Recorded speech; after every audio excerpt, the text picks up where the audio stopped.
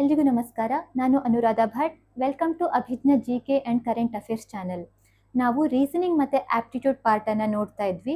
ಎಲ್ಲ ಗೌರ್ಮೆಂಟ್ ಎಕ್ಸಾಮ್ಸ್ಗಳಲ್ಲಿ ಅಥವಾ ಬ್ಯಾಂಕ್ ಎಕ್ಸಾಮ್ಸ್ಗಳಲ್ಲಿ ಈ ತರಹದ ವರ್ಡ್ ಅನಾಲಜೀಸ್ ಅಥವಾ ನಂಬರ್ಸ್ ಮೇಲೆ ಬರುವಂಥ ಅನಾಲಜಿ ಕ್ವಶನ್ಸ್ ಅಥವಾ ಈ ಗ್ರೂಪ್ಸ್ ಮೇಲೆ ನಂಬರ್ ಗ್ರೂಪ್ಸ್ ಮೇಲೆ ಅಥವಾ ಲೆಟರ್ ಗ್ರೂಪ್ಸ್ ಮೇಲೆ ಬರುವಂಥ ಅನಾಲಜಿ ಕ್ವಶನ್ಸನ್ನು ನೋಡ್ತೇವೆ. ಅನಾಲಜಿ ಅಂದರೆ ಏನು? ಅನಾಲಜಿ ಅಂದರೆ ಒಂದು ಸಿಮಿಲ್ಯಾರಿಟಿ ಅನ್ನುವಂಥ ಅರ್ಥವನ್ನು ಕೊಡುತ್ತೆ. ಉದಾಹರಣೆಗೆ 2 ವರ್ಡ್ಸ್ ಇದೆ ಅಥವಾ 2 ನಂಬರ್ಸ್ ಇದೆ ಅಥವಾ 2 ಲೆಟರ್ಸ್ ಇದೆ, ಆಲ್ಫಾಬೆಟಿಕಲ್ ಲೆಟರ್ಸ್ ಇದೆ. ಆ 2 ವರ್ಡ್ ಅಥವಾ ನಂಬರ್ಸ್ಗಳ ಮಧ್ಯದಲ್ಲಿ ಏನು ರಿಲೇಷನ್ ಇದೆ ಅಂತ ನಾವು ಕಂಡುಹಿಡಿದು ಈ ಮಲ್ಟಿಪಲ್ ಆಪ್ಷನ್ಸ್ ಅಲ್ಲಿ ಕೊಟ್ಟಿರುವಂಥ ಯಾವ ವರ್ಡಿಗೆ ಅದು ಸಿಮಿಲರ್ ರಿಲೇಷನ್ ಅನ್ನು ಹೊಂದಿದೆ ಅನ್ನುವಂಥದ್ದನ್ನ ಕಂಡುಹಿಡಿಯೋದು ಈ ಟೈಪ್ ಆಫ್ ಕ್ವಶನ್ಸ್ನ ಉದ್ದೇಶ ಆಗಿರುತ್ತೆ. ಹಾಗಾಗಿ ಒಂದೊಂದಾಗಿ ನಾವು ನೋಡೋಣ ಹೇಗೆ ಬರುತ್ತೆ ಅನ್ನೋದನ್ನ. ಫಸ್ಟ್ ಒನ್, ಒಪೇಕ್ ಮತ್ತೆ ಟ್ರಾನ್ಸ್ಪರೆಂಟ್ ಅಂತ ಕೊಟ್ಟಿದ್ದಾರೆ. ಒಪೇಕ್ ಅಂದ್ರೆ ಏನು? ಯಾವ ವಸ್ತು ತನ್ನ ಮೂಲಕ ಲೈಟ್ ಅನ್ನ ಪಾಸ್ ಆಗ್ಲಿಕ್ಕೆ ಬಿಡೋದಿಲ್ವೋ ಅಂತ ಆಬ್ಜೆಕ್ಟಿಗೆ ನಾವು ಒಪೇಕ್ ಆಬ್ಜೆಕ್ಟ್ ಅಂತ ಕರಿತೇವೆ. ಉದಾಹರಣೆಗೆ ವುಡ್ ಆಗಿರ್ಬೋದು, ವುಡನ್ ಡೋರ್ ಆಗಿರ್ಬೋದು ಅಥವಾ ರಬ್ಬರ್ ಆಗಿರ್ಬೋದು. ಈ ವಸ್ತುಗಳು ಏನ್ ಮಾಡುತ್ತೆ, ತನ್ನ ಮೂಲಕ ಲೈಟ್ ಅನ್ನ ಪಾಸ್ ಮಾಡ್ಲಿಕ್ಕೆ ಬಿಡದಿರೋ ಕಾರಣ ನಮಗೆ ಅದರ ಹಿಂದ್ಗಡೆ ಏನು ವಸ್ತು ಇದೆ ಅಂತ ನಮಗೆ ಕಾಣಿಸೋದಿಲ್ಲ. ಹಾಗಾಗಿ ಅದಕ್ಕೆ ಒಪೇಕ್ ಆಬ್ಜೆಕ್ಟ್ ಅಂತ ಕರಿತೇವೆ. ಟ್ರಾನ್ಸ್ಪರೆಂಟ್ ಅಂದ್ರೆ ಏನು? ಈ ಒಪೇಕ್ನ ಆಪೋಸಿಟ್ ಆಗಿರುತ್ತೆ. ಟ್ರಾನ್ಸ್ಪರೆಂಟ್ ವಸ್ತುವಿನ ಹಿಂದ್ಗಡೆ ಯಾವ ಆಬ್ಜೆಕ್ಟ್ ಇದೆ ಅಂತ ನಮಗೆ ಕಾಣಿಸುತ್ತೆ, ಯಾಕೆಂದ್ರೆ ಅದು ತನ್ನ ಮೂಲಕ ಲೈಟ್ ಅನ್ನ ಪಾಸ್ ಮಾಡಲಿಕ್ಕೆ ಬಿಡುತ್ತೆ. ಹಾಗಾಗಿ ಒಪೇಕ್ ಮತ್ತೆ ಟ್ರಾನ್ಸ್ಪರೆಂಟ್ ಮಧ್ಯದಲ್ಲಿ ವಿರುದ್ಧಾರ್ಥಕ ರಿಲೇಷನ್ ಅನ್ನ ನಾವು ಕಾಣ್ಬೋದು, ಆಂಟೋನಿಮ್ಸ್ ಅಂತ ಕರಿತೇವೆ. ಹಾಗಾಗಿ ಈ ಆಪ್ಷನ್ಸ್ ಅಲ್ಲಿ ಯಾವುದು ಆ ಥರ ರಿಲೇಷನ್ ಅನ್ನ ಹೊಂದಿದೆ ಅಂತ ನೋಡ್ಬೇಕಾಗತ್ತೆ. ಇಲ್ಲಿ ಏನ್ ಕೊಟ್ಟಿದ್ದಾರೆ, ಟರ್ಬಿಡ್, ಸ್ವೋಲನ್ ಅಂತ. ಈ ಆಪ್ಷನ್ಸ್ ತುಂಬಾ ಸುಲಭವಾಗಿ ಕೊಡೋದಿಲ್ಲ. ಅದಕ್ಕೆ ಇಂಗ್ಲಿಷ್ ವೊಕ್ಯಾಬ್ಯುಲರಿ ನಮ್ದು ಒಳ್ಳೇದಿರ್ಬೇಕಾಗತ್ತೆ. ಅಂದ್ರೆ ಬೇರೆ ಬೇರೆ ಶಬ್ದಗಳ ಅರ್ಥಗಳು ನಮ್ಗೆ ಗೊತ್ತಿರಬೇಕು. ಯಾಕೆಂದ್ರೆ ಅರ್ಥಗಳೇ ಗೊತ್ತಿಲ್ದಿದ್ರೆ ನಮ್ಗೆ ಇದರಲ್ಲಿ ಯಾವ ಶಬ್ದಗಳು ಅದಕ್ಕೆ ಅಪೋಸಿಟ್ ಶಬ್ದಗಳು ಅಂತ ನಮ್ಗೆ ಕಂಡುಹಿಡಲಿಕ್ಕೆ ಕಷ್ಟ ಆಗತ್ತೆ. ಹಾಗಾಗಿ ಟರ್ಬಿಡ್ ಅಂದ್ರೆ ಏನು? ಟರ್ಬಿಡ್ ಅಂದ್ರೆ ಒಂಥರ ಮಡ್ಡಿ ಅಥವಾ ಕ್ಲಿಯರ್ ಇಲ್ಲದೆ ಇರುವಂಥದ್ದು, ಮಡ್ಡಿ ವಾಟರ್ ಅಥವಾ ಮಣ್ಣು ನೀರು ಆ ಥರ ಅರ್ಥವನ್ನ ಕೊಡುತ್ತೆ. ಸ್ವೋಲನ್ ಅಂದ್ರೆ ಏನು? ಸ್ವೋಲನ್ ಅಂದ್ರೆ ಊದಿಕೊಂಡಿರುವಂಥ ಅಂತ ಒಂದು ಅರ್ಥವನ್ನ ಕೊಡುತ್ತೆ. ಹಾಗಾಗಿ ಇದೆರಡು ವಿರುದ್ಧಾರ್ಥಕ ಪದಗಳಲ್ಲ, ಸೊ ಇದು ಬರೋದಿಲ್ಲ. ಇನ್ನೊಂದು ಸೆಕೆಂಡ್ ಆಪ್ಷನ್ ಟೆಪಿಡ್, ಸೀಥಿಂಗ್ ಅಂತ ಇದೆ. ಟೆಪಿಡ್ ಅಂದ್ರೆ ಏನು? ಲ್ಯೂಕ್ ವಾರ್ಮ್ ಅಂತ ಕರಿತೇವೆ, ಉಗುರು ಬೆಚ್ಚಗೆ ಅಂತ. ತುಂಬಾ ಕಡಿಮೆ ವಾರ್ಮ್ ಇರುವಂತಹ ವಸ್ತುಗೆ ಟೆಪಿಡ್ ಅಂತ ಕರಿತೇವೆ. ಸೀಥಿಂಗ್ ಅಂದ್ರೆ ಏನು? ಸೀಥಿಂಗ್ ಅಂದ್ರೆ ತುಂಬಾ ಹಾಟ್ ಇರುವಂತ, ಅಂದ್ರೆ ಬಾಯ್ಲಿಂಗ್ ಅಂತ ನಾವು ಕರಿಬಹುದು. ಆ ಥರ ಅರ್ಥವನ್ನ ಸೂಚಿಸುತ್ತೆ. ಹಾಗಾಗಿ ಇದೆರಡು ಆಂಟೋನಿಮ್ಸ್ ಆಯ್ತು, ವಿರುದ್ಧಾರ್ಥಕ ಪದಗಳಾಯ್ತು. ಹಾಗಾಗಿ ಈ ಆಪ್ಷನ್ ಅನ್ನ ನಾವು ನೋಡ್ಬೋದು. ಥರ್ಡ್ ಆಪ್ಷನ್ ಅನ್ನ ನೋಡಿದ್ರೆ ಇಂಪ್ರಿಸನ್ಡ್ ಅಂತ ಇದೆ. ಇಂಪ್ರಿಸನ್ಡ್ ಅಂದ್ರೆ ಬಂಧಿಸಿಡುವಂತ ಅರ್ಥವನ್ನ ಕೊಡುತ್ತೆ. ಅದಕ್ಕೆ ಇನ್ನೊಂದು ವರ್ಡ್ ಇನ್ಕಾರ್ಸರೇಟೆಡ್ ಅಂತ ಕೊಟ್ಟಿದ್ದಾರೆ. ಇದರ ಅರ್ಥ ಕೂಡ ಸೇಮ್ ಇಂಪ್ರಿಸನ್ಡ್ ಅರ್ಥವನ್ನೇ ಕೊಡುತ್ತೆ. ಹಾಗಾಗಿ ಇದೆರಡು ಆಂಟೋನಿಮ್ಸ್ ಎಲ್ಲ ಸಿನೋನಿಮ್ಸ್ ಆಯ್ತು, ಸಮಾನಾರ್ಥಕ ಪದಗಳಾಯ್ತು. ನಾಲ್ಕನೇ ಆಪ್ಷನ್ ನೋಡೋಣ. ಫೋಲಾನ್ ಅಂತ ಕೊಟ್ಟಿದ್ದಾರೆ. ಫೋಲಾನ್ ಅಂದ್ರೆ ಅರ್ಥ ಏನು? ಒಂಥರ ಲೋನ್ಲಿ, ಒಬ್ಬಂಟಿ ಆ ಥರವಂತ ಅರ್ಥ ಕೊಡುತ್ತೆ. ಸ್ಯಾಡ್, ಅನ್ಹ್ಯಾಪಿ, ಒಬ್ಬಂಟಿತನ ಕಾಡುತ್ತೆ ಅಂತ ಹೇಳ್ತಾರಲ್ಲ, ಆ ಥರ ಅರ್ಥವನ್ನ ಕೊಡುತ್ತೆ. ಡೆಸ್ಪಾಂಡೆಂಟ್ ಕೂಡ ಇದಕ್ಕೆ ಸಿನಾನಿಮ್ ಆಗಿರುತ್ತೆ. ಫೋಲಾನ್ ಏನು ಅರ್ಥವನ್ನ ಕೊಡುತ್ತೋ ಇದು ಕೂಡ ಅನ್ಹ್ಯಾಪಿ, ಒಂಥರ ಡಿಪ್ರೆಷನ್ ಆ ಥರವಂತ ಅರ್ಥವನ್ನ ಕೊಡುತ್ತೆ. ಹಾಗಾಗಿ ಇದರಲ್ಲಿ ಕರೆಕ್ಟ್ ಆಪ್ಷನ್ ಯಾವ್ದಾಗಿರುತ್ತೆ? ಟೆಪಿಡ್, ಸೀಥಿಂಗ್ ಅನ್ನುವಂಥದ್ದು ಕರೆಕ್ಟ್ ಆಪ್ಷನ್ ಆಗಿರುತ್ತೆ. ಯಾಕೆಂದ್ರೆ ಇದು ಸ್ಲೈಟ್ ವಾರ್ಮ್, ಇದು ಬಾಯ್ಲಿಂಗ್ ಅನ್ನುವಂಥ ಅರ್ಥ ಕೊಡುತ್ತೆ. ನೆಕ್ಸ್ಟ್, ಇದು ನಮಗೆ ಪಿಕ್ಚರ್ ಮೂಲಕ ನಾವು ಆ ಶಬ್ದದ ಅರ್ಥವನ್ನ ನೋಡ್ಲಿಕ್ಕೆ ಹೋದ್ರೆ ಇನ್ನೂ ನೆನಪು ಜಾಸ್ತಿಯಲ್ಲಿ ಇರುತ್ತೆ. ಇದು ಯಾವುದಕ್ಕೆ? ಇನ್ಪ್ರಿಸನ್ಡ್ ಅಥವಾ ಇನ್ಕಾರ್ಸರೇಟೆಡ್ ಅನ್ನುವಂಥ ಶಬ್ದಕ್ಕೆ ಇದು ಪಿಕ್ಚರ್ ಆಗಿರುತ್ತೆ. ಇದು ಯಾವುದು? ಫೋರ್ಲಾನ್ ಅಥವಾ ಡಿಸ್ಪಾಂಡೆಂಟ್, ಫೋರ್ತ್ ಆಪ್ಷನ್ ನಾವು ನೋಡಿದ್ವಲ್ಲ, ಅದರ ಅರ್ಥವನ್ನ ಕೊಡುತ್ತೆ. ಇದು ಯಾವುದಕ್ಕೆ? ಟರ್ಬಿಡ್, ಮಡಿ ವಾಟರ್ ಆ ಥರ ಅರ್ಥವನ್ನ ಕೊಡುತ್ತೆ. ಇದು ಏನಾಗ್ತಾ ಇದೆ? ಇದು ಬಾಯ್ಲ್ ಆಗ್ತಾ ಇದೆ. ಇದು ಸೀಥಿಂಗ್ ಅನ್ನುವಂಥ ಶಬ್ದದ ಅರ್ಥವನ್ನ ಕೊಡುತ್ತೆ. ಸೆಕೆಂಡ್ ಕ್ವೆಶ್ಚನ್, ಕ್ಯಾಲ್ಸಿಯಂ ಆಸ್ಟಿಯೋಮ್ಯಾಲೇಷಿಯಾ ಅನ್ನುವಂಥ ಶಬ್ದವನ್ನ ಕೊಟ್ಟಿದ್ದಾರೆ. ಕ್ಯಾಲ್ಸಿಯಂ ಅನ್ನುವಂಥದ್ದೇನು? ಕ್ಯಾಲ್ಸಿಯಂ ಒಂದು ಮಿನರಲ್ ಆಗಿರುತ್ತೆ. ಆಸ್ಟಿಯೋಮಲೇಷಿಯಾ ಅನ್ನುವಂಥದ್ದು ಒಂದು ಡಿಸೀಸ್. ಯಾವುದರಿಂದ ಆಗಿರುವಂಥದ್ದು? ಕ್ಯಾಲ್ಸಿಯಂನ ಕೊರತೆಯಿಂದ, ಅದರ ಡೆಫಿಷಿಯನ್ಸಿ ಇಂದ ಆಗಿರುವಂಥದ್ದಕ್ಕೆ ಆಸ್ಟಿಯೋಮಲೇಷಿಯಾ ಅಂತ ಕರೀತಾರೆ. ಈ ಡಿಸೀಸಲ್ಲಿ ಏನಾಗುತ್ತೆ? ಬೋನ್ ತುಂಬಾ ಸಾಫ್ಟ್ ಆಗುತ್ತೆ. ಕ್ಯಾಲ್ಸಿಯಂನ ಕೊರತೆಯಿಂದ ಬೋನ್ ತುಂಬಾ ಸಾಫ್ಟ್ ಆಗಿರುವಂಥ ಕಂಡೀಷನ್ಗೆ ಆಸ್ಟಿಯೋಮಲೇಷಿಯಾ ಅಂತ ಕರಿತೇವೆ. ಹಾಗಾಗಿ ನೆಕ್ಸ್ಟ್ ಆಪ್ಷನ್ಸ್ ಅಲ್ಲಿ ಏನು ಕೊಟ್ಟಿದ್ದಾರೆ, ನಮಗೆ ಆಪ್ಷನ್ ಅಲ್ಲಿ ಯಾವ ತರದ್ದು ಬೇಕು, ಒಂದು ಮಿನರಲ್ ಇರಬೇಕು, ಮತ್ತೆ ಸೆಕೆಂಡು ಅದರಿಂದ ಡೆಫಿಷಿಯನ್ಸಿ ಆಗಿರುವಂತಹ ಒಂದು ಡಿಸೀಸ್ ಅಥವಾ ಕಂಡೀಷನ್ ನಮಗೆ ಸೂಚಿಸಬೇಕು. ಇಲ್ಲಿ ಏನು ಕೊಟ್ಟಿದ್ದಾರೆ, ಸ್ಟಮಕ್ ಕೊಟ್ಟಿದ್ದಾರೆ. ಸ್ಟಮಕ್ ಹೊಟ್ಟೆ, ಬ್ಲೈಂಡ್ನೆಸ್ ಅಂದ್ರೆ ಕಣ್ಣು ಕಾಣದೇ ಇರುವಂಥದ್ದು. ಸೊ ಇದೆರಡಕ್ಕೂ ಯಾವುದೇ ತರಹದ ಸಂಬಂಧ ಇಲ್ಲ, ಇದರಲ್ಲಿ ಯಾವುದು ಮಿನರಲ್ಲು ಅಲ್ಲ, ಇದು ಆರ್ಗನ್, ಒಂದು ಪಾರ್ಟ್ ಆಫ್ ದಿ ಬಾಡಿ, ಇದು ಒಂದು ಡಿಸೀಸ್ ಆಗಿರುತ್ತೆ, ಇದಾಗೋದಿಲ್ಲ. ಸೆಕೆಂಡ್ ಒನ್ ಐರನ್ ಅನ್ನುವಂಥದ್ದು ಮಿನರಲ್ ಆಗಿರುತ್ತೆ. ಓಕೆ. ಅನೇಮಿಯಾ ಯಾವಾಗ ಆಗತ್ತೆ, ಯಾವಾಗ ಐರನ್ನಿನ ಡೆಫಿಷಿಯನ್ಸಿ ಆಗತ್ತೋ ಆವಾಗ ಅನೇಮಿಯಾ ಅನ್ನುವಂಥ ಕಂಡೀಷನ್ ಆಗತ್ತೆ. ಅನೇಮಿಯಾದಲ್ಲಿ ಏನಾಗುತ್ತೆ, ರೆಡ್ ಬ್ಲಡ್ ಸೆಲ್ಸ್ ಅಥವಾ ಹಿಮೋಗ್ಲೋಬಿನ್ ಕಡಿಮೆ ಆಗಿರುವಂಥ ಸಿಚುವೇಶನಿಗೆ ಅಥವಾ ಕಂಡೀಷನಿಗೆ ಅನೇಮಿಯಾ ಅಂತ ಕರಿತೇವೆ. ಹಾಗಾಗಿ ಇದಕ್ಕೆ ಆಪ್ಷನ್ ಇದಾಗಿರ್ಬೋದು ಅಂತ ನಾವು ಊಹಿಸ್ಬೋದು. ಆದರೆ ನೆಕ್ಸ್ಟ್ ಆಪ್ಷನ್ಸ್ ಅನ್ನ ನೋಡೋಣ. ಥರ್ಡ್, ಹಾರ್ಟ್ ಕೊಟ್ಟಿದ್ದಾರೆ. ಥರ್ಡ್ ಸಹ ನಮ್ಮ ಬಾಡಿಯ ಒಂದು ಆರ್ಗನ್ ಆಗಿರುತ್ತೆ. ಕಾರ್ಡಿಯಾಕ್ ಅಂದ್ರೆ ಅರ್ಥ ಹಾರ್ಟಿಗೆ ಸಂಬಂಧಿಸಿದ ಪದಕ್ಕೆ ಕಾರ್ಡಿಯಾಕ್ ಅಂತ ಕರಿತೇವೆ. ಹಾಗಾಗಿ ಇಲ್ಲಿ ಇರುವಂತ ರಿಲೇಷನ್ ನಮಗೆ ಕಾಣ್ತಾ ಇಲ್ಲ. ಫೋರ್ತ್ ಒನ್, ಲಂಗ್ಸ್ಗೆ ಏನ್ ಕೊಟ್ಟಿದ್ದಾರೆ, ಟ್ಯೂಬರ್ಕುಲೋಸಿಸ್ ಅಂತ ಕೊಟ್ಟಿದ್ದಾರೆ. ಇದು ಒಂದು ಡಿಸೀಸ್, ಹೌದು, ಇಲ್ಲಿಯೂ ಸಹ ಡಿಸೀಸ್ ಇದೆ, ಟ್ಯೂಬರ್ಕುಲೋಸಿಸ್ ಇದೆ. ಆದ್ರೆ ಇದು ಯಾವುದು ಮಿನರಲ್ ಇಲ್ಲ. ಈ ಲಂಗ್ಸಿಗೆ ಅಫೆಕ್ಟ್ ಆಗುವಂಥದ್ದು, ಲಂಗ್ಸ್ ಅಫೆಕ್ಟ್ ಆಗುತ್ತೆ ಟ್ಯೂಬರ್ಕುಲೋಸಿಸ್ ಇಂದ. ಹಾಗಾಗಿ ಇಲ್ಲಿ ಈ ರಿಲೇಶನ್ಶಿಪ್ ನಮಗೆ ಕಾಣ್ತಾ ಇಲ್ಲ. ಹಾಗಾಗಿ ಇಲ್ಲಿ ಯಾವುದು ಆಪ್ಷನ್ ಕರೆಕ್ಟ್ ಆಗಿರುತ್ತೆ, ಸೆಕೆಂಡ್ ಆಪ್ಷನ್ ಅಯನ್ ಅನೇಮಿಯಾ, ಅದಕ್ಕೆ ಕರೆಕ್ಟ್ ಅಂತ ಹೇಳ್ಬೋದು. Next third one, force, Newton. ಇಲ್ಲಿ ಫೋರ್ಸ್ ಅಂದ್ರೆ ನಾವು ಹೇಗೆ ತಗೊಳ್ಬೇಕು, ಫೋರ್ಸ್ ನ್ಯೂಟನ್ ಅಂದ್ರೆ ಇಲ್ಲಿ ಸೈಂಟಿಸ್ಟಿನ ಹೆಸರಂತ ಅಲ್ಲ. ಫೋರ್ಸ್ ಅನ್ನ ನಾವು ಹೇಗೆ ಮೆಷರ್ ಮಾಡ್ತೇವೆ, ಯಾವ ಸ್ಟ್ಯಾಂಡರ್ಡ್ ಯೂನಿಟ್ ಇಂದ ಮೆಷರ್ ಮಾಡ್ತೇವೆ, ನ್ಯೂಟನ್ ಅನ್ನುವಂಥ ಯೂನಿಟ್ ಇಂದ ಮೆಷರ್ ಮಾಡ್ತೇವೆ.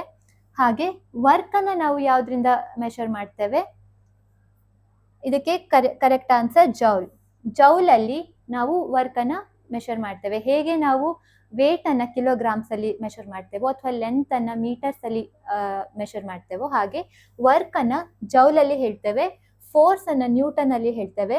ಪಾಸ್ಕಲ್ ಯಾವ್ದ್ರದ್ದು, ಪಾಸ್ಕಲ್ ಪ್ರೆಷರ್ ಅನ್ನ ಮೆಷರ್ ಮಾಡ್ಲಿಕ್ಕೆ ನಾವು ಪಾಸ್ಕಲ್ ಅನ್ನುವಂಥ ಯೂನಿಟ್ ಅನ್ನ ಯೂಸ್ ಮಾಡ್ತೇವೆ. ಓಮ್ ಯಾವುದಕ್ಕೆ, ಎಲೆಕ್ಟ್ರಿಕಲ್ ರೆಸಿಸ್ಟೆನ್ಸ್ ಅನ್ನ ಮೆಷರ್ ಮಾಡ್ಲಿಕ್ಕೆ ಓಮ್ ಅನ್ನುವಂಥ ಯೂನಿಟ್ ಅನ್ನ ನಾವು ಯೂಸ್ ಮಾಡ್ತೇವೆ. ವ್ಯಾಟ್ ಯಾವುದಕ್ಕೆ ಯೂಸ್ ಮಾಡ್ತೇವೆ, ಪವರ್ ಅನ್ನ ನಾವು ಮೆಷರ್ ಮಾಡ್ಲಿಕ್ಕೆ ವ್ಯಾಟ್ ಅನ್ನ ನಾವು ಯೂಸ್ ಮಾಡ್ತೇವೆ. ನೆಕ್ಸ್ಟ್ ಹೀಗೆ ನಮಗೆ ಯಾವ ಟೈಪ್ ಆಫ್ ಕ್ವಶನ್ಸ್ ಬರುತ್ತೆ ಅಂತ ಗೊತ್ತಾದ್ರೆ ನಾವು ನಮ್ಮ ಬುಕ್ಕಲ್ಲಿ ಅದಕ್ಕೆ ಸಂಬಂಧಪಟ್ಟ ಬೇರೆ ಕ್ವಶನ್ಸ್, ಅಂದ್ರೆ ಉದಾಹರಣೆಗೆ ಇಲ್ಲಿ ಇಷ್ಟು ನಮಗೆ ಯೂನಿಟ್ಸ್ ಗೊತ್ತಾಯ್ತು, ಹಾಗಾದ್ರೆ ಬೇರೆ ಎನರ್ಜಿಯನ್ನ ಯಾವ್ದ್ರಲ್ಲಿ ಮೆಷರ್ ಮಾಡ್ತಾರೆ, ಲೆಂತ್, ಕಿಲೋಗ್ರಾಮ್ಸ್ ಅಥವಾ ಬೇರೆ ಯಾವುದೇ ಟೈಪ್ ಆಫ್ ಮಾಸ್, ಇದೆಲ್ಲದನ್ನು ಯಾವ್ದ್ರಲ್ಲಿ ಮೆಷರ್ ಮಾಡ್ತೇವೆ ಅನ್ನುವಂಥದ್ದನ್ನ ನಾವು ಒಂದು ಲಿಸ್ಟ್ ಮಾಡಿ ಇಟ್ಕೊಂಡ್ರೆ ಈ ತರದ್ ಯಾವ ಕ್ವಶನ್ ಬಂದ್ರೂ ನಾವು ಸಾಲ್ವ್ ಮಾಡ್ಲಿಕ್ಕೆ ಆಗತ್ತೆ. ನೆಕ್ಸ್ಟ್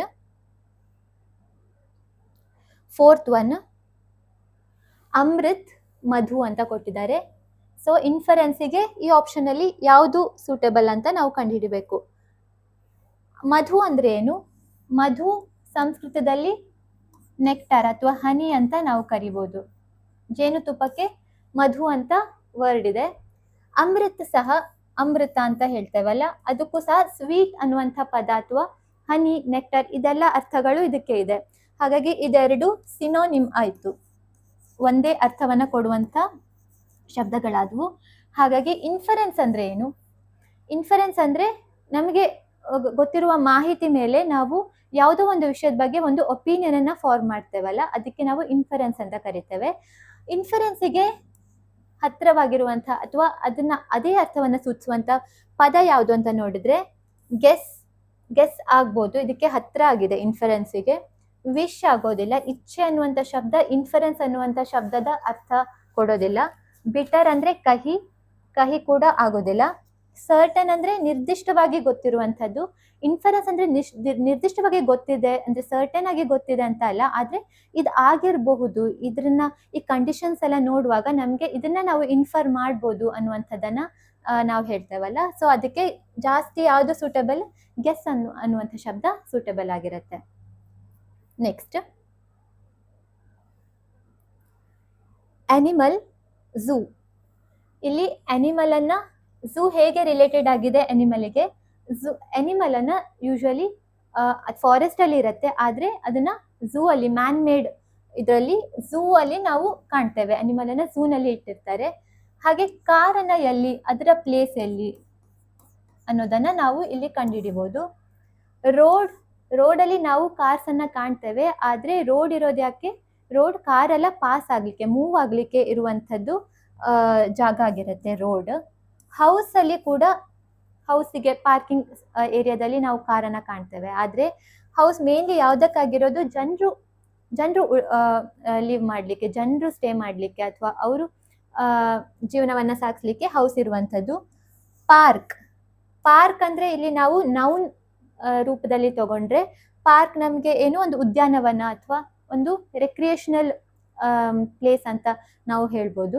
ಪಾರ್ಕ್ ಇರೋದು ಯಾಕೆ, ಎಲ್ಲ ರಿಲ್ಯಾಕ್ಸ್ ಆಗ್ಲಿಕ್ಕೆ ಅಥವಾ ಬೇರೆ ನಮ್ಗೆ ಇಷ್ಟವಾದ ಕೆಲಸವನ್ನ ಮಾಡ್ಲಿಕ್ಕೆ, ರೆಕ್ರಿಯೇಷನಲ್ ಆಕ್ಟಿವಿಟೀಸ್ ಆಗ್ಲಿಕ್ಕೆ, ಅದಕ್ಕೆ ಆ ಜಾಗ ಇರುವಂತದ್ದು. ಕಾರ್ ಇರ್ಲಿಕ್ಕಲ್ಲ. ಇಲ್ಲಿ 4th ಆಪ್ಷನ್ ನೋಡಿದಾಗ ಗ್ಯಾರೇಜ್ ನಮಗೆ ಸರಿಯಾದ ಆಪ್ಷನ್ ಅಂತ ಅನ್ಸುತ್ತೆ. ಯಾಕೆಂದ್ರೆ ಗ್ಯಾರೇಜ್ ನಲ್ಲಿ ಕಾರನ್ನೆಲ್ಲ ರಿಪೇರಿಗಾಗಿರ್ಬೋದು ಅಥವಾ ಅದನ್ನ ಇಟ್ಟಿರ್ತಾರೆ, ಕಾರ್ಸ್ ಅನ್ನ ಇಟ್ಟಿರ್ತಾರೆ. So next glucometer, blood sugar. Glucometer ಅಂದ್ರೆ ನಮ್ಗೆ ಏನ್ ತಿಳಿಯುತ್ತೆ, ಇದು ಯಾವುದೋ ಒಂದು ಇನ್ಸ್ಟ್ರೂಮೆಂಟ್ ಅಂತ. ಗ್ಲೂಕೋಮೀಟರ್ ಏನನ್ನ ಮೆಷರ್ ಮಾಡ್ಲಿಕ್ಕೆ ನಾವು ಯೂಸ್ ಮಾಡ್ತೇವೆ, ನಮ್ಮ ಶುಗರ್ ಲೆವೆಲ್, ಬ್ಲಡ್ ಶುಗರ್ ಅನ್ನ ಕಂಡುಹಿಡಲಿಕ್ಕೆ ಗ್ಲೂಕೋಮೀಟರ್ ಅನ್ನ ನಾವು ಯೂಸ್ ಮಾಡ್ತೇವೆ. ಆವಾಗ ಯಾವ್ದು ನೋಡಿದ್ವಿ ನಾವು, ಈ ಟೆಂಪರೇಚರ್ ಅನ್ನ ಮೆಷರ್ ಮಾಡ್ಲಿಕ್ಕೆ ಅಥವಾ ಬೇರೆ ಮೆಷರ್ ಮಾಡ್ಲಿಕ್ಕೆ ನೋಡ್ತಾ ಇದ್ವಿ. ಇದರಲ್ಲಿ ಇನ್ಸ್ಟ್ರೂಮೆಂಟ್ ಅನ್ನ ನೋಡ್ತಾ ಇದ್ದೇವೆ. So glucometer blood sugar level ಅನ್ನ ಕಂಡುಹಿಡಲಿಕ್ಕೆ.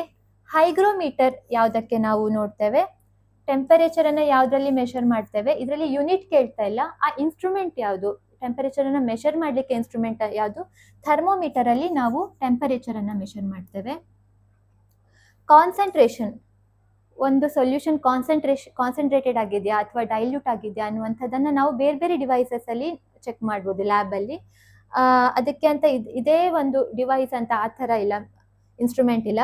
ಹ್ಯೂಮಿಡಿಟಿ, ನಮ್ಮ ವಾತಾವರಣದಲ್ಲಿ ಇರುವಂಥ ತೇವಾಂಶ ಅಥವಾ ಅಟ್ಮಾಸ್ಫಿಯರ್ ಅಲ್ಲಿ ಇರುವಂಥ ಈ ವಾಟರ್ ಕಂಟೆಂಟ್ ಎಷ್ಟಿದೆ ಅಂತ ನಾವು ಹ್ಯೂಮಿಡಿಟಿನ ಯಾವ್ದ್ರಲ್ಲಿ ಯಾವ ಇನ್ಸ್ಟ್ರೂಮೆಂಟ್ ಅಲ್ಲಿ, ಹೈಗ್ರೋಮೀಟರ್ ಅಲ್ಲಿ ನಾವು ಮೆಷರ್ ಮಾಡ್ಬೋದು.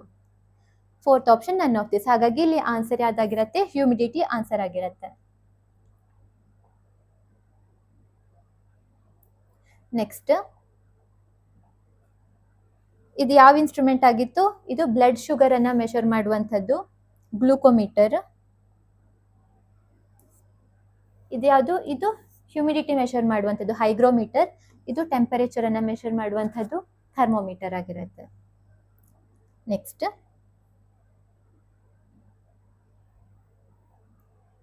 Clothes cupboard.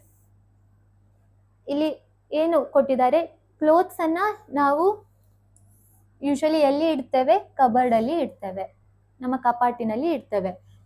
ಬರ್ಡ್ ಎಲ್ಲಿ ಇಡ್ತಾರೆ, ಇಡೋದು ಅಂದ್ರೆ ಬರ್ಡ್ ಎಲ್ಲಿ ಇರತ್ತೆ ಅನ್ನೋ ಅರ್ಥದಲ್ಲಿ ನೋಡ್ಲಿಕ್ಕೆ ಹೋದ್ರೆ ಆಪ್ಷನ್ಸ್ ಅನ್ನ ನೋಡೋಣ. ಟ್ರೀ ಕೊಟ್ಟಿದ್ದಾರೆ, ಝೂ ಕೊಟ್ಟಿದ್ದಾರೆ, ಹೌಸ್ ಕೊಟ್ಟಿದ್ದಾರೆ. ನೋಡ್ಲಿಕ್ಕೆ ಹೋದ್ರೆ ಬರ್ಡ್ ಈ 3 ಜಾಗದಲ್ಲೂ ಇರತ್ತೆ, ಟ್ರೀ ಮೇಲೂ ಇರತ್ತೆ, ಹೌಸ್ ಅಲ್ಲೂ ಇರತ್ತೆ, ಝೂ ನಲ್ಲೂ ಕಾಣ್ತೇವೆ. ಆದ್ರೆ ಇಲ್ಲಿ ಸಂಬಂಧ ನೋಡಿದ್ರೆ ಅದ್ರ ಯೂಶುವಲ್ ಪ್ಲೇಸ್ ಆಫ್ ಎಲ್ಲಿ ಸ್ಟೋರ್ ಮಾಡ್ತೇವೆ ಅನ್ನುವಂಥದ್ದು ನೋಡ್ಲಿಕ್ಕೆ ಹೋದ್ರೆ ಕ್ಲೋತ್ಸ್ ಅನ್ನ ಕೂಡ ನಾವು ಬೇರೆ ಎಲ್ಲ ಕಡೆನೂ ಇಡ್ಬೋದು, ಆದ್ರೆ ಅದರ ಪ್ಲೇಸ್ ಯಾವುದು, ಕಬರ್ಡ್. ಹಾಗೆ ಬರ್ಡಿನದು ಪ್ಲೇಸ್ ಯಾವುದು, ಅದು ಟ್ರೀ ಅಲ್ಲಿ ಇರುತ್ತೆ. Next Japan, Tokyo. ಇಲ್ಲಿ ಏನ್ ಕೊಟ್ಟಿದ್ದಾರೆ, ಜಪಾನ್ ಅನ್ನುವಂಥ ಕಂಟ್ರಿ, ಟೋಕಿಯೋ ಅದರ ಕ್ಯಾಪಿಟಲ್ ಸಿಟಿ. ಹಾಗೆ ಕೀನ್ಯಾ ಅಂತ ಕೊಟ್ಟಿದ್ದಾರೆ, ಕೀನ್ಯಾದು ಕ್ಯಾಪಿಟಲ್ ಸಿಟಿ ಯಾವುದು ಅಂತ ನಾವು ಇಲ್ಲಿ ಕಂಡುಹಿಡಿಬೇಕು. ಇಲ್ಲಿ ಆಪ್ಷನ್ಸ್ ಅನ್ನ ನೋಡಿದ್ರೆ ಹರಾರೆ, ಖಾರ್ಟೂಮ್, ಲಿಬಿಯಾ, ನೈರೋಬಿ ಅಂತ ಕೊಟ್ಟಿದ್ದಾರೆ. ಇದೆಲ್ಲದು ಆಫ್ರಿಕನ್ ಕಂಟ್ರೀಸ್. ಆಫ್ರಿಕನ್ ಕಂಟ್ರೀಸ್ ಅಲ್ಲಿ ಇರುವಂತಹ ಜಾಗಗಳು. ಹಾಗಾಗಿ ಇದರಲ್ಲಿ ಆಪ್ಷನ್ ಯಾವುದು? ಕೀನ್ಯಾದು ಕ್ಯಾಪಿಟಲ್ ಸಿಟಿ ನೈರೋಬಿ ಆನ್ಸರ್ ಆಗಿರುತ್ತೆ. ಇದು ಮೂರದ್ದು ನೋಡ್ಲಿಕ್ಕೆ ಹೋದ್ರೆ ಹರಾರೆ ಯಾವ್ದ್ರದ್ದು? ಜಿಂಬಾಬ್ವೆ ಅಂತ ಒಂದು ಕಂಟ್ರಿ ಇದೆ ಸೌತ್ ಆಫ್ರಿಕಾದಲ್ಲಿ, ಅದರದ್ದು capital city Harare. Harare capital city of Zimbabwe. ಇದು ಆಫ್ರಿಕಾದಲ್ಲಿರುವಂಥದ್ದು. ಅದು ನಾರ್ತ್ ಸೌತ್ ಆಫ್ರಿಕಾ ಆ ಥರ ಬೇರೆ ರೀಜನಲ್ಲಿ ಇದೆ. ಖಾರ್ಟೂಮ್ ಅನ್ನುವಂಥದ್ದು ಕ್ಯಾಪಿಟಲ್ ಆಫ್ ಸುಡಾನ್. ಸುಡಾನ್ ಕೂಡ ಆಫ್ರಿಕನ್ ಕಂಟ್ರಿ. ಲಿಬಿಯಾ ಅನ್ನುವಂಥದ್ದು ಅದೇ ಒಂದು ಕಂಟ್ರಿ, ಲಿಬಿಯಾನೇ ಒಂದು ಕಂಟ್ರಿ ಆಗಿರುತ್ತೆ. ನೈರೋಬಿ ಅನ್ನುವಂಥದ್ದು ಕ್ಯಾಪಿಟಲ್ ಆಫ್ ಕೆನ್ಯಾ ಆಗಿರುತ್ತೆ. ಹಾಗಾಗಿ ಆನ್ಸರ್ 4th ಆಪ್ಷನ್ ಆಗಿರುತ್ತೆ. Next 9th one. 10 ಕ್ವಶನ್ಸ್ಗಳಿವೆ ಒಟ್ಟು. ಈಗ 9ನೇ ಕ್ವಶನ್ ಅನ್ನ ನೋಡೋಣ. ರೆಫರಿ ಗ್ರೌಂಡ್ ಅಂತ ಇದೆ. ರೆಫರಿ ಅಂದರೆ ಯಾರಿಗೆ ಹೇಳ್ತೇವೆ ಅಂದರೆ ಒಬ್ಬ ಅಫಿಷಿಯಲ್ ವ್ಯಕ್ತಿ. ಯಾವುದಕ್ಕಾಗಿರೋದವನು ಒಂದು ಗೇಮ್ಸಿನ ರೂಲ್ಸನ್ನು ತಿಳಿಸ್ಕೊಡ್ಲಿಕ್ಕೆ ಅಥವಾ ಏನಾದರೂ ಡಿಸ್ಪ್ಯೂಟ್ ಬಂದರೆ ಅದನ್ನು ಕೂಡಲೇ ಸಾಲ್ವ್ ಮಾಡಲಿಕ್ಕೆ ಇರುವಂಥದ್ದು ರೆಫರಿ ಆಗಿರ್ತಾನೆ. ಅವನು ಎಲ್ಲಿ ಇರ್ತಾನೆ? ಅವನ ಪ್ಲೇಸ್ ಆಫ್ ಡ್ಯೂಟಿ ಯಾವುದು? ಗ್ರೌಂಡ್ ಆಗಿರುತ್ತೆ. ಹಾಗಾಗಿ ಇಲ್ಲಿ ಆಪ್ಷನ್ ನೋಡಿದ್ರೆ ನಮಗೆ ಇದ್ರ ಜೊತೆ ಈ ರಿಲೇಷನ್ ಜೊತೆ ಆ ಸೀಕ್ವೆನ್ಸ್ ಕೂಡ ಇಂಪಾರ್ಟೆಂಟ್ ಆಗಿರುತ್ತೆ. ಉದಾಹರಣೆಗೆ ಇಲ್ಲಿ ರೆಫ್ರಿ ಅಂತ ಪರ್ಸನಿನ ಹೆಸರು ಫಸ್ಟ್ ಕೊಟ್ಟಿದ್ದಾರೆ, ಹಾಗಾಗಿ ನಮಗೆ ಪರ್ಸನಿನ ಹೆಸರೇ ಮುಂಚೆ ಬರಬೇಕು. ಅವನ ಸೆಕೆಂಡ್ ಪರ್ಸನಿನ ಪ್ಲೇಸ್ ಆಫ್ ಡ್ಯೂಟಿ ಸೆಕೆಂಡ್ ಬರಬೇಕು. ಇದು ಆ ಕಡೆ ಈ ಕಡೆ ಆದ್ರೂ ಅದು ಆಪ್ಷನ್ ತಪ್ಪಾಗಿರುತ್ತೆ. ಇಲ್ಲಿ ಆರ್ಬಿಟ್ರೇಟರ್ ನಮಗೆ ಪರ್ಸನ್ ಕೊಟ್ಟಿದ್ದಾರೆ. ಡೆಡ್ ಲಾಕ್ ಅನ್ನುವಂಥದ್ದು ಏನು? ಡೆಡ್ ಲಾಕಿನ ಅರ್ಥ ಡಿಸ್ಪ್ಯೂಟ್ ಅಥವಾ ಏನೋ ಒಂದು ಕಾನ್ಫ್ಲಿಕ್ಟ್ ಆಫ್ ಇಂಟ್ರೆಸ್ಟ್ ಇದೆ ಅಂತ. ಹಾಗಾಗಿ ಇದು ಪ್ಲೇಸ್ ಆಫ್ ಡ್ಯೂಟಿ ಅಲ್ಲ, ಅವನು ಎಲ್ಲಿ ವರ್ಕ್ ಮಾಡ್ತಾನೋ ಅದಲ್ಲ, ಅವನು ಅದರ ಮೇಲೆ ಆ ಡಿಸ್ಪ್ಯೂಟಿನ ಮೇಲೆ ಅವನು ಆರ್ಬಿಟ್ರೇಷನ್ ಮಾಡುವಂಥದ್ದು ಆರ್ಬಿಟ್ರೇಟರು. ಸೊ ಇದಲ್ಲ ಆಪ್ಷನ್ನು. ಎಕ್ಸ್ಪೆರಿಮೆಂಟರ್ ರಿಸಲ್ಟ್, ಎಕ್ಸ್ಪೆರಿಮೆಂಟ್ ಮಾಡುವವನು, ಎಕ್ಸ್ಪೆರಿಮೆಂಟ್ ಮಾಡಿದಕ್ಕೆ ಸಿಕ್ಕಂತಹ ರಿಸಲ್ಟ್. ಹಾಗಾಗಿ ಇದು ಕೂಡ ಆಪ್ಷನ್ ತಪ್ಪಾಗತ್ತೆ. ಜಡ್ಜ್ ಎಲ್ಲಿ ಕೆಲಸ ಮಾಡ್ತಾನೆ? Court.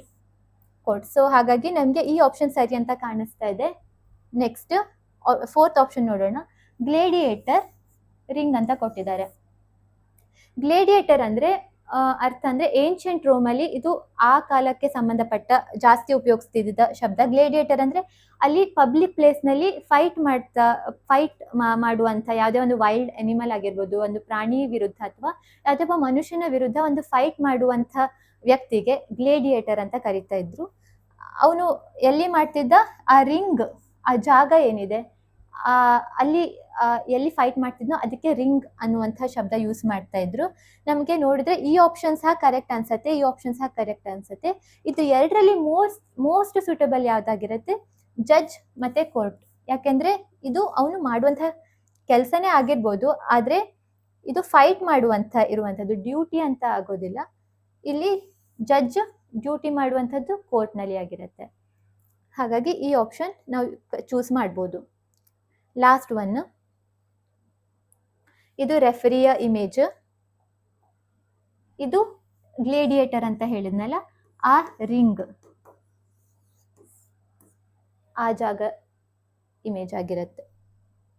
Next hand, wrist. Wrist ಅನ್ನುವಂಥದ್ದು ಇಲ್ಲಿ ಏನು? Hand part of the body.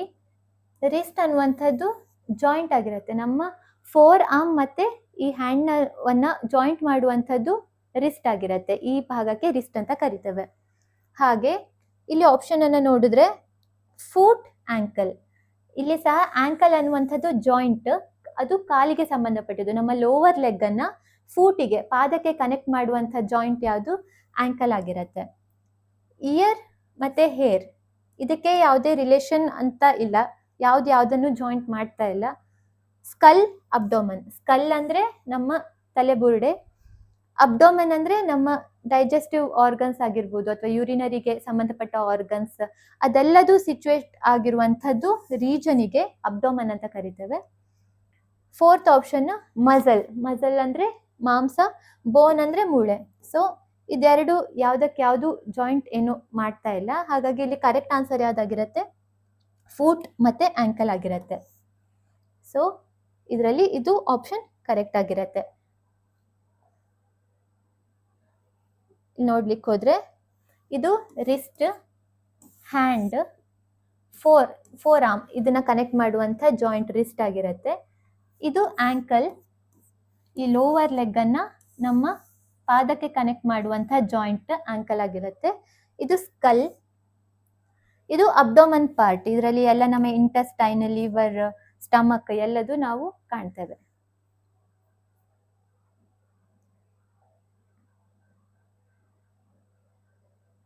ಇದಿಷ್ಟು ಇವತ್ತಿನ ವರ್ಡ್ ಅನಾಲಜಿಗೆ ಸಂಬಂಧಪಟ್ಟ ಕ್ವಶನ್ಸ್ಗಳಾಗಿತ್ತು. ಮುಂದಿನ ಪಾರ್ಟಲ್ಲಿ ನಾವು next type of analogy questions, ಲೆಟರಿಗೆ ಸಂಬಂಧಪಟ್ಟಿರುವ ಕ್ವಶನ್ಸ್ ಆಗಿರ್ಬೋದು ಅಥವಾ ನಂಬರ್ಸ್ಗೆ ಸಂಬಂಧಪಟ್ಟ ಕ್ವಶನ್ಸ್ ಅನ್ನು ನೋಡೋಣ. ಇದಿಷ್ಟು ನಿಮಗೆ ಅರ್ಥ ಆಗಿದ್ರೆ ಲೈಕ್ ಮಾಡಿ, ಶೇರ್ ಮಾಡಿ, ಕಮೆಂಟ್ ಮಾಡಿ. Thank you.